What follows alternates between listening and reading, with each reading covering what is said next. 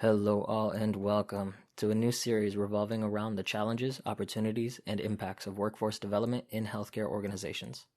Listen in with Guido and Susan Minaya, the CEO and COO of Minaya Learning Global Solutions, and their trusted colleagues in this space as they talk about onboarding, clinical and non-clinical leadership development, professional practice models, diversity, equity, and inclusion, learning strategy development, competency assessments, culture building to improve overall employee engagement and retention, and improve organizational performance.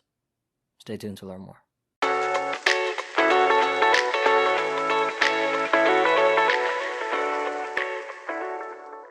So, Susan and Guido, recently we announced our healthcare practice. So what prompted you to actually form this practice? Healthcare is a very complex and tumultuous environment, and one that we actually depend on for our wellness and critical care. It's also constantly changing. It's subject to a myriad of legislation and regulation, and healthcare organizations are expected to respond and turn on a dime. Just look at COVID. Now the Dobbs ruling, which overturned Roe v. Wade and has a huge impact on women's health and the way providers need to be supporting that. And other unplanned events that constantly require employee training and development with the ultimate focus on patient care. Also, there's this point where healthcare is really shifting from a traditional care model to one of more wellness and patient-centered care, which is more than really just a service model. It has huge organizational culture implications as well. I continue to be amazed at the agility and staying power of healthcare organizations really to navigate all of this and still provide the patient-centered care their communities require. I couldn't agree more, Susan. And going back to your initial question, Dario, what prompted us to launch our healthcare practice?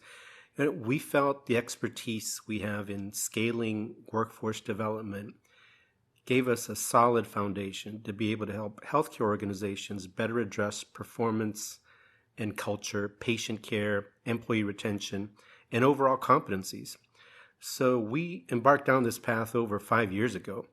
And as community members, our own immediate families requiring a strong healthcare system, it is in all of our best interests.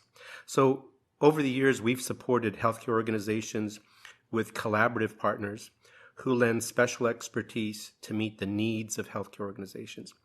These include a focus on onboarding of different types of employees within a healthcare organization, facilitating grassroots development of a nursing professional practice model, clinical and non-clinical leadership development, diversity, equity, and inclusion initiatives, let alone learning strategies that help build a roadmap on how to get a workforce from where they're presently at to where they need to be to better address future needs.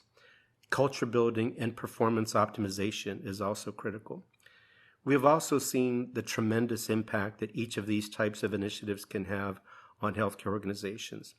And this is what compelled us to launch our workforce development healthcare practice so that we can help more organizations evolve and excel in this ever-changing healthcare landscape, both here in our Southwest Florida area, the state of Florida, and across the country. In this podcast series, we're going to talk about each of these focus areas that Guido just mentioned, and we're going to invite our collaborators who helped us do the work to discuss the importance of workforce and talent development in each of these areas for healthcare.